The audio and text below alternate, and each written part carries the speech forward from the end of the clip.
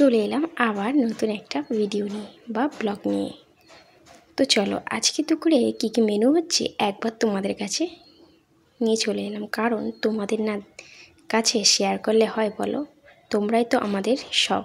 তো যাই হোক, এদিকে দেখো ওয়েদারটা বেশ ভালোই রয়েছে, ভালোই বলতে বেশ গরম পড়েছে, রোদ দিয়েছে যা কি বলবো, বাড়ির পোঠের মধ্যেও পাওয়া যাচ্ছে না, মানে দিলেই ছ্যাঁক ছ্যাঁক ছ্যাঁকা। তো যাই হোক, এদিকে রান্না করছি আজকের ভালো ভালো রেসিপি, এই যে দেখতে পাচ্ছ লাউ শাক, আর এদিকে রয়েছে ফুলকপি আর কুমড়ো। তো লাউ শাক করবো আর ফুলকপি আলু দিয়ে মাছ, আর লাউ শাক করবো আলাদা করে, কিন্তু রয়েছে আরেকটা কি জানো তো, সবথেকে স্পেশাল, অনেকেই খায় লাউ পাতা বাটা, খেতে কিন্তু খুব ভালো লাগে। আর এই দিকে দেখো রুটি রেখেছি খাবো বলে, আর ডিম সিদ্ধ করছি সকালে খাবো বলে। যে যাই হোক, আজকে রুটি আর ডিম সিদ্ধ সকালে খাবো। আর এদিকে সব কাজ তো হয়ে গেছে, মানে সকালে সব কাজ সারা হয়ে গেছে। আর এইদিকে ফুলকপিটা হালকা একটু সিদ্ধ করে রেখেছি, আর মাছ নুন হলুদ দিয়ে রেখেছি পরে ভাজো বলে। আর এদিকে লাউ শাক, কুমড়ো আর আলু কেটে রেখেছি। আর ওদিকে দেখতে পাচ্ছি একটু ভাত রয়েছে, ভাবলাম ভাতটা ভালোই যেহেতু রয়েছে, শক্ত রয়েছে একটু, তো ভাতের সঙ্গে অ্যাড করে দেবো। আর এদিকে তেল দিয়ে কড়াই বসিয়ে দিয়েছি, কারণ কি বলো তো, মাছ ভাজবো, তার জন্য মাছে এবার নুন হলুদ মাখিয়ে নেবো।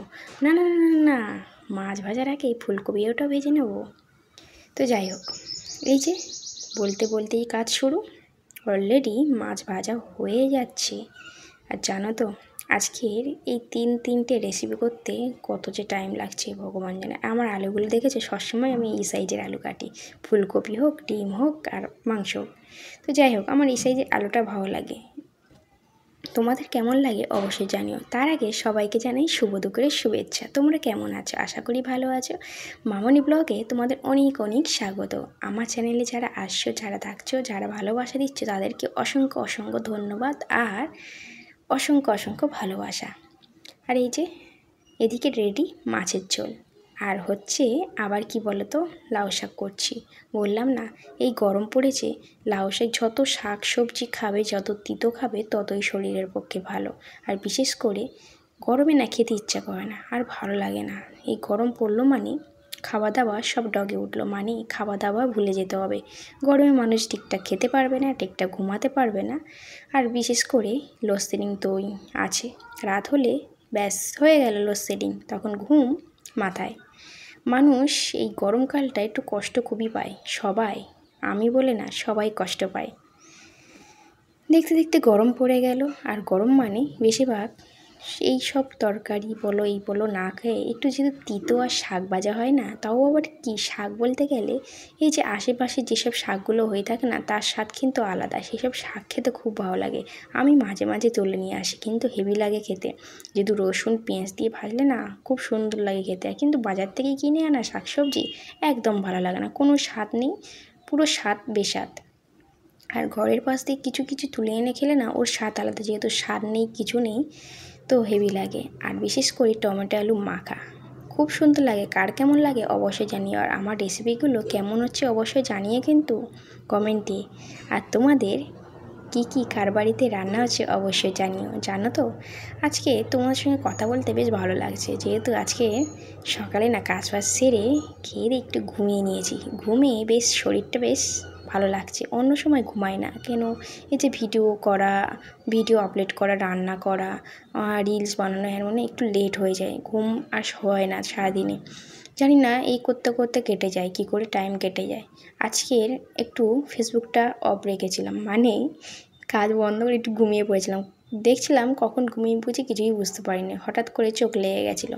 যাই হোক, চোখ লেগে যাওয়ায় একটু ঘুমিয়ে পড়েছি। আর এই যে ঘুম থেকে উঠে রান্না শুরু, মানে কাটাকুটি রান্না, কি তাড়াতাড়ি করে রান্না করছি, যে ভিডিওটা তো দিতেই হবে। এদিকে বুঝি টাইম হয়ে যায়, মানে টাইম হয়েও গেছে।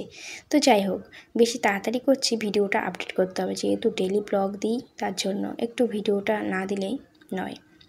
আর এইদিকে দেখো রসুন কুচি দিয়ে দিয়েছি, দিয়ে লাউ পাতাটা ভালো করে মিক্সারে মিক্স করে নিয়েছি, লাউ পাতা কাঁচা লঙ্কা দিয়ে মিক্স করে নিয়েছি। আর তার আগে সিদ্ধ করে নিয়েছি, কাঁচা না, সিদ্ধ করে ভালো করে মিক্সারে ঠান্ডা করে মিক্সার করে এখন রসুনের সঙ্গে দিয়ে দিলাম। আর রসুনের সঙ্গে একটু কালো জিরেও দিয়ে দিয়েছি, খেতে ভালো লাগে।